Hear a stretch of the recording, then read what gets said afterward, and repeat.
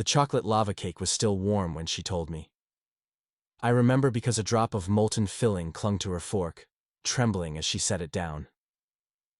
10 years of marriage, 2 kids, a house in the suburbs with hydrangeas that never bloomed right, all of it condensed into that single sticky moment.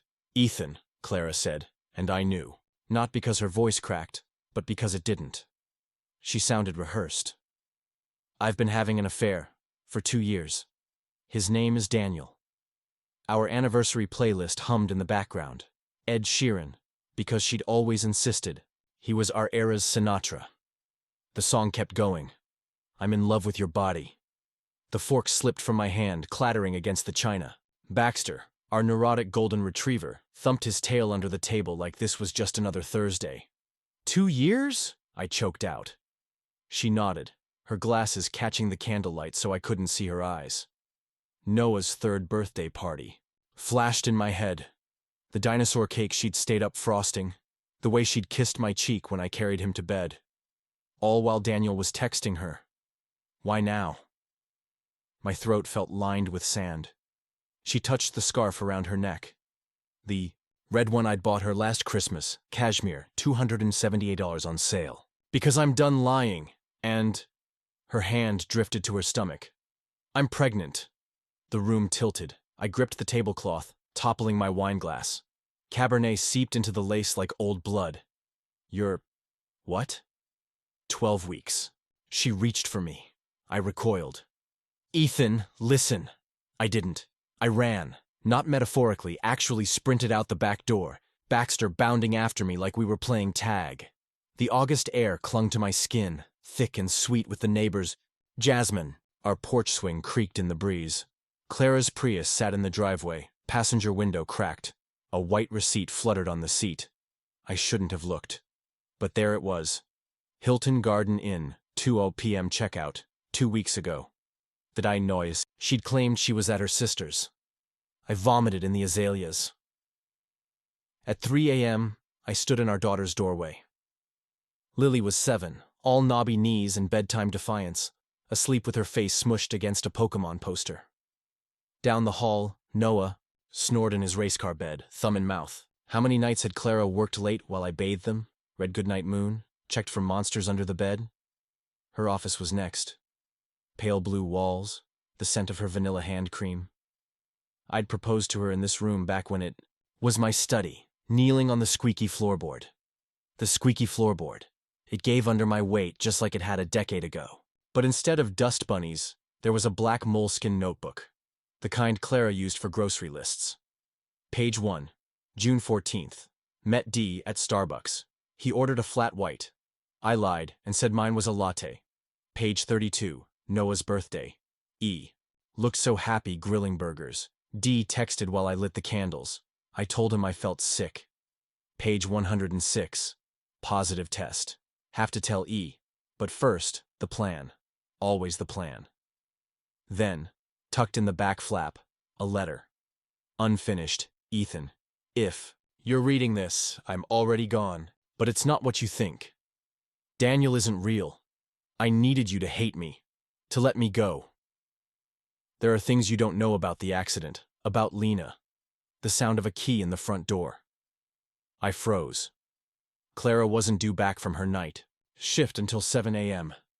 Footsteps crossed the kitchen, a man's voice low and unfamiliar. "Clara, you here?" The man's footsteps paused in the hallway. Baxter let out a low growl, his nails clicking against the hardwood as he crept toward the office door. I shoved the notebook into the waistband of my jeans, the pages cold against my skin. Daniel isn't real.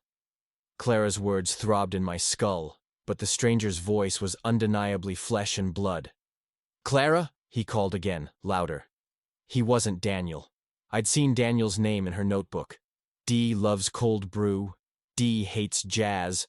D asked about the scar on my thigh, but this voice was older, raspier, a smoker's voice. Baxter lunged forward, barking. The man cursed. "The hell?"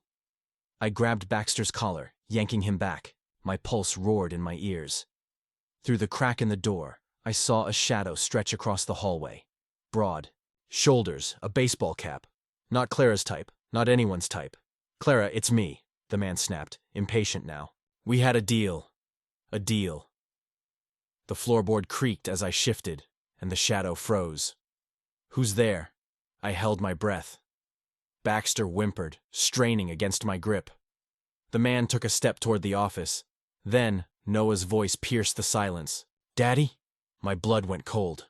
Noah stood in the hallway, his Superman pajamas glowing in the dark, thumb wedged in his mouth. The man turned toward him. I moved before I could think. Baxter erupted into frenzied barks as I charged into the hallway, shoving the man hard.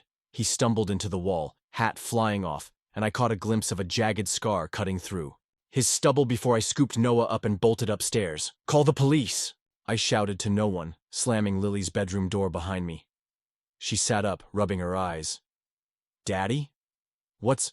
Shh! I dialed 911 with shaking hands, Noah's face buried in my neck. The dispatcher's voice was calm, distant. Break-in. White male, mid-40s, scar on face. But when the police arrived, the man was gone. So was Clara's notebook. She came home at dawn, her scrubs smudged with hospital ink. I didn't tell her about the intruder. Didn't mention the notebook. Instead, I watched her microwave leftover lasagna, her movements mechanical. We need to talk about… Earlier, she said, not looking at me. The affair? I leaned against the counter, the lie bitter on my tongue. Or the plan, her head snapped up. What? The notebook, Clara. I stepped closer. The one under the floorboard. Daniel isn't real. Care to explain? The microwave beeped. She didn't move. Who was here tonight? I pressed. A guy with a scar, looking for you. Said you had a deal. Her face paled. Ethan, you don't understand. Then make me. My fist slammed the counter. Lily's crayon drawing fluttered to the floor. A stick figure family with too many smiles. Clara opened her mouth, but her pager buzzed. She glanced at it, then grabbed her keys. I have to go. Emergency C-section. Clara. Keep. The door's locked. The garage door rumbled shut. I stood in the silence, Noah's sticky handprint still on my shirt. Then I noticed it. A fleck of dried mud on Clara's sneaker by the door. Red clay. The kind that only exists in one place. Near town, Pine Ridge Cemetery. Lena's grave was under an oak tree, her name half eroded by weather. Angelina Marie Carter, beloved daughter, 1998-2016. The dates were wrong. Clara's sister Lena died in 2014, 2 years earlier. I knelt, brushing leaves off the headstone. The cemetery was empty, the air thick with the smell of rain. Clara hadn't spoken Lena's name in years, not since the funeral, where she'd screamed at the casket. This is your fault! My phone buzzed. An unknown number. Unknown. Stop. Digging. I stared at the text, then typed, Who is this? 3 dots bounced. Then, unknown. You have 24 hours to leave town, or your kids pay. A photo popped up. Lily and Noah at the park yesterday. Lily's pink backpack, Noah's mismatched socks. The world tilted. I ran to my car, gravel skidding, under my heels. Halfway home, the rain started. And there, under my windshield wiper, a single page from Clara's notebook. Ethan, the accident wasn't an accident. Lena saw me that night. I had to make her. The rest was torn off. The rain blurred the road as I sped home, the torn notebook page stuck to my damp palm. The accident wasn't an accident. Lena had been 16 when she died. Clara's baby sister, all braces and bad poetry. The official story was a car crash, icy roads, a swerve into a telephone pole. But Clara had never gone to the scene, never visited the wreck. I found Lily and Noah at the kitchen table, their babysitter Marisol, slicing apples into cartoonish rabbits. Everything okay, Mr. Carter? She asked. My face must have been gray. Daddy, look. Lily held up a drawing, a house with smoke curling from the chimney, 4 stick figures. That's you, me, Noah, and… She hesitated, glancing at Noah. And Mommy, but she's in the clouds. Noah mashed an apple slice into his hair. Mommy's workin'. Marisol left quietly, casting me a worried look. I checked every window lock, then texted Clara. We need to talk. Now, her. Reply took an hour. Can't. Emergency. But when I called the hospital, they said she'd clocked out early. The man with the scar was waiting in my garage. I'd put the kids to bed, read Dragons Love Tacos twice, and was pouring a whiskey I didn't intend to drink, when the motion sensor light flicked on. He stood between Clara's yoga mats and the recycling bins, arms crossed. You're a hard man to scare, Ethan. His voice was gravel wrapped in silk. I gripped the whiskey bottle. Get out before I call the cops. He laughed, low and mean. Your wife hasn't told you shit, has she? About Daniel? I stepped closer. The garage smelled of gasoline and potting soil. Funny, he doesn't exist. The man's smile faded. Daniel's a ghost. But me? He tapped his scar. I'm real, and so's the $50,000 your wife owes. The number hung in the air. 50 grand. Clara's student. Loans were paid off. We'd just redone the kids' playroom. Bullshit, I said. He pulled out his phone, flashed a photo. Clara, hair tucked under a beanie, handing a duffel bag to a figure in a hoodie. The timestamp read 3 months ago. She's been funneling cash for over a year, he said. Interest is a bitch. Why? The word cracked. Ask her about the accident. He pocketed the phone. Or better yet, ask her why she really quit nursing school. Clara had told me she'd dropped out to care for Lena after their mom's stroke. But Lena died 6 months before the stroke. I found the truth in Lily's backpack. She'd hidden a Polaroid under her colored pencils, a photo I'd never seen. Clara, young and round-faced, standing beside Lena in a hospital gown. Both wore matching silver bracelets. Lena's wrist was bruised, her smile forced. Scrawled on the back in faded ink, last visit, she knows. The bracelet was tucked in my sock drawer, the one Clara never took off. Family heirloom, she'd said. But in the photo, Lena wore it too. I drove to the one person who might have answers. Clara's mother, Ruth. Her nursing home reeked of ammonia and regret. Ruth sat by the window, her hands knotted in her lap, staring at a bird feeder. She hasn't spoken since the stroke, the nurse warned. I knelt beside Ruth, holding up the Polaroid. Do you remember this? Her eyes flickered. A sound escaped her, a moan, raw and guttural. Mom, I pressed. What happened to Lena? She grabbed my wrist, her nails drawing blood. Clara, she hissed. Clara did it. The house was dark when I got home. Clara's car wasn't there. Neither were the kids. A note on the fridge, in her handwriting. Gone to Mom's with Lily and Noah. We need space. But Ruth's nursing home had no record of a visit. My phone lit up. A voicemail from an hour ago. Clara's voice shaking. Ethan, if you get this... The man with the scar, his name is Victor. He's Lena's... A crash, a scream, then dial tone. I called the police. Then I did something worse. I called Victor. He answered on the first ring. Took you long enough. Where are they? Where's my money? I don't have 50 grand. Then you'd better find something else I want. A muffled cry in the background. Noah. My knees buckled. Please. Victor's breath hitched, like he was savoring the word. Clara's little sister had something of mine, a journal. Lena stole it the night she died. Find it, or your kids disappear. What's in it? Proof, he said, that your wife's a murderer. The line went dead. Victor's words turned my blood to ice.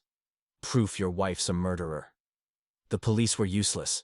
No ransom call. No evidence of kidnapping. Just my word against the silence. I did the only thing I could. I broke into Lena's old room at Ruth's house. Clara had sealed it shut after the funeral. Too painful, she'd said.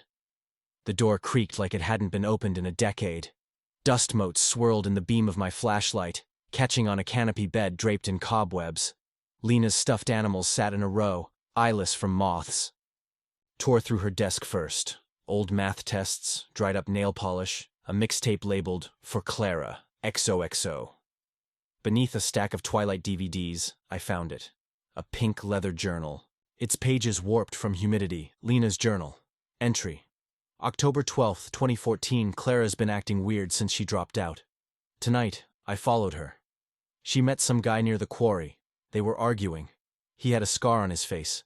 I tried to get closer, but the entry ended there. Entry. October 14th, 2014. Clara found out I saw them. She begged me not to tell Mom. Said she's in trouble. Owes money? I told her I'd help. Stupid. Stupid. Stupid. Entry. October 17th, 2014. She asked me to steal something. From Victor's car, a black ledger. I did it. He caught me. Now he says if I don't give it back, he'll hurt Clara. What's in this thing? A Polaroid fell out of the journal. Lena, grinning in a hospital bed, holding up the ledger. Behind her, Clara stood rigid, her face a mask. My phone buzzed. Victor. TikTok, Ethan. I have the ledger. I lied. Silence. Then. Bring it to the quarry, alone, or the kids get a new daddy. The quarry was a gaping mouth of shadows, the water below black and still. Victor stood at the edge, Lily and Noah huddled at his feet. Noah clutched Baxter's leash. The dog snarled, fur bristling. Daddy! Lily lunged, but Victor yanked her back by her ponytail. Where is it? He demanded. I held up Lena's journal. Not until you let them go. He laughed. You think I care about a dead girl's diary? I want the ledger. I don't have it. Then you're useless. He pulled a knife, the blade catching moonlight. Baxter erupted into barks. Wait! The voice came from behind me. Clara stepped out of the trees, her scrubs torn, face streaked with dirt. In her hands, a black ledger, its pages swollen. Let them go, Victor, she said. This is what you want. Victor's grip tightened on Lily. Took you long enough, nurse. Clara's eyes met mine. I'm sorry, Ethan. I never wanted you involved. Involved in what? The night Lena died, Her voice broke. Victor was my dealer. I owed him money. Lena tried to protect me. She stole the ledger to blackmail him, but he found her. I tried to stop him. There was a fight. Lena. She fell. Fell. I choked out.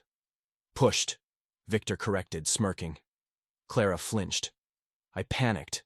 Made it look like a car accident. But Victor kept the ledger, kept using me. When I finally stole it back, he threatened the kids. So I made you hate me. So you'd take them and run if something happened. The affair. Daniel. The notebook. All a script. You lied, I whispered. To save you. She held the ledger over the quarry. Let them go, Victor, or I drop it. Clara, don't... She let go. The ledger tumbled into the dark. Victor roared, shoving Lily aside as he lunged for it. Clara grabbed the kids, shoving them toward me. Run! Baxter leapt, sinking his teeth into Victor's arm. The knife clattered to the ground. I scooped up Noah, gripping Lily's hand as we crashed through the woods. Clara's footsteps pounded behind us. A gunshot split the air. Clara gasped. Fell! Mom! Lily screamed. Victor staggered out of the trees, the ledger in one hand, a pistol in the other. Should have paid up, Clara. She writhed on the ground, clutching her leg. Take the kids! Go! But Lily broke free, darting to Clara's side. I won't leave you! Victor aimed. Family reunion's over. A blur of golden fur. Baxter lunged, knocking Victor backward. They plunged into the quarry, a splash swallowing their snarls. The police found Victor's body at dawn. Baxter's too. Clara survived. A flesh wound, the doctor said. But the truth bled deeper. The ledger, recovered from the quarry, detailed Victor's drug empire, and Clara's name, over and over in red ink. She's in custody now. The kids don't understand. When's Mommy coming home? Noah asks every night. I found the last page of her notebook tucked under Baxter's bed. Ethan, I thought the lie would hurt less. But watching you love me anyway, that was the real punishment. Forgive me. Not for me. For them. I haven't slept. The house creaks with ghosts. Lily draws pictures of Clara in the clouds. And the worst part? I don't know.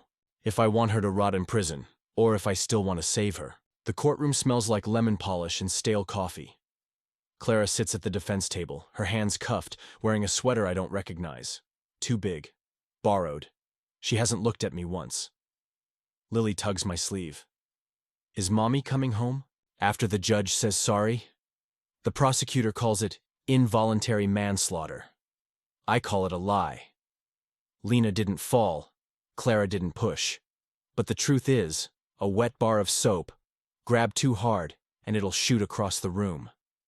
The night before, the trial, Clara's lawyer called. She wants you to testify, to tell the jury about her character. I hung up. Now, the prosecutor plays security footage from the quarry. Grainy, soundless. Victor lunging, Clara shoving the kids toward me. Baxter's last bark. The video ends, with Clara crumpling, Victor's gun aimed at Lily. The jury gasps. Your Honor, Clara's lawyer says. We'd like to call Ethan Carter to the stand. My chest tightens. Lily squeezes my hand. You gotta tell them Mommy's good, she whispers. But I don't know. Clara watches me now. Her glasses are gone, and without them, she looks 12 years old. Mr. Carter, her lawyer begins, would you describe your wife as a violent person? No. Did she ever harm your children? No. Did she ever harm you? I glance at Clara. She's biting her lip raw. Not physically. The lawyer hesitates. In your opinion, was Clara capable of killing her sister? The courtroom holds its breath. Objection, the prosecutor barks. Calls for speculation. The judge overrules. Clara's eyes beg me. Lie. I don't know who she is anymore, I say. They find her guilty. 8 to 15 years. Lily screams, Mommy! As the bailiff leads Clara away. Noah cries into my collar, sticky tears pooling where Clara's perfume used to be. That night, I find Lily in the backyard, digging a hole with her plastic shovel. What are you doing, Bug? Baxter needs a grave, she says, fierce. So, Mommy knows where to find him when she comes home. I kneel beside her, the soil cold under my knees. Lily, Mommy's not. She's not coming home for a long time. You're wrong. She stabs the shovel into the dirt. She promised. The stars are sharp as needles. I almost tell her promises are like birthday candles. Easy to blow out. Instead, I dig. Clara writes letters. I burn them. Ethan. I dream. About Baxter. He's happy here. Lots of squirrels. Tell Lily, Ethan, Noah's birthday is next week. He likes those dinosaur gummies now, right? Ethan, I'm sorry. The last one arrives on our 11th anniversary. I open it drunk, Ethan. They're moving me upstate. Don't bring the kids. Don't write. But if you ever, there's a box under the porch. For when you're ready. The box is metal, rusted at the edges. Inside, Lena's silver bracelet, a USB drive, and a sealed envelope labeled for Lily and Noah. The USB holds a video. Clara, hair buzzed short, sitting in a concrete room. Hey, Ethan, if you're watching this, you found the box. Smart ass. She smiles, but it doesn't reach her eyes. The bracelet was Lena's. She gave it to me the night she died. Said, "You're still my hero." A tear slips down her cheek. I don't expect you to forgive me. But the kids deserve the truth. I've put it all in the envelope. Dates, names, the rehab I went to after Lena. After what happened. How I tried to fix it. Show them when they're older. And Ethan? She leans closer, the camera blurring. You were the best part of the lie. I drive to the prison on a Tuesday. The guard warns me she's not taking visitors. Tell her it's about the kids. I say, Clara's thinner, her face all angles. We sit across from each other, a plexiglass wall between us. Hi, she says. Lily wants to see you. She shakes her head. No. They need their mom. They need a mom who didn't get their dog killed. Her voice cracks. How's Noah? Asks for you every night. She presses her palm to the glass. I don't match it. I'm applying for parole, she says. I know. Will you write a letter? For the board? The guard shifts behind her. No, I say. She nods, like she expected it. Will you bring them? If I get out? The truth is a grenade. I pull the pin. I don't know. On the drive home, I stop at Pine Ridge Cemetery. Lena's headstone. Is mossy, date's still wrong. I press Clara's letter into the dirt, for Lily and Noah stays sealed. Some truths are landmines. Best let them sleep. 3 years later, the parole board sends a letter. Clara's up for review. I leave it unopened on the counter, next to Noah's half-eaten Pop-Tart and Lily's permission slip for the middle school dance. She's 12 now, all braces and eye rolls, but still sleeps with the Polaroid of Clara under her pillow. The kids don't know about the letter. They also don't know I've visited Clara 6 times. We never talk. I bring photos. Lily's science fair trophy, Noah's first. Lost tooth, and slide them through the plexiglass. Clara mouths, "Thank you." I leave. This time, I go alone. The hearing's in a beige room that smells of burnt coffee. Clara's in a gray sweater, her hair grown out. She glances at the empty chair beside me. They wanted to come. I lie. She knows. The board asks about remorse, rehabilitation, family support. Clara says all the right words. When they ask if I'll take her in, I say yes. The truth? I don't know. Clara arrives on a Tuesday. Noah hides in the treehouse. Lily plays Welcome Home by Coheed and Cambria on repeat. Clara stands in the doorway, a duffel bag at her feet, staring at the spot where Baxter's Bull used to be. I can leave, she says. Lily tackles her with a hug. Noah watches from the stairs, silent. That night, I find him in Clara's lap, on the porch swing, her fingers combing his hair as he whispers about Lego dragons. The moon paints them in silver. I take a photo. For the first time, I don't know who to send it to. Maybe forgiveness isn't a destination. Maybe it's just walking. Some days I hate her. Some days I see the woman who laughed at my stupid jokes and held my hand during Lily's C-section. The kids deserve peace. So do I. Even if it's messy. Even if Reddit thinks I'm an idiot.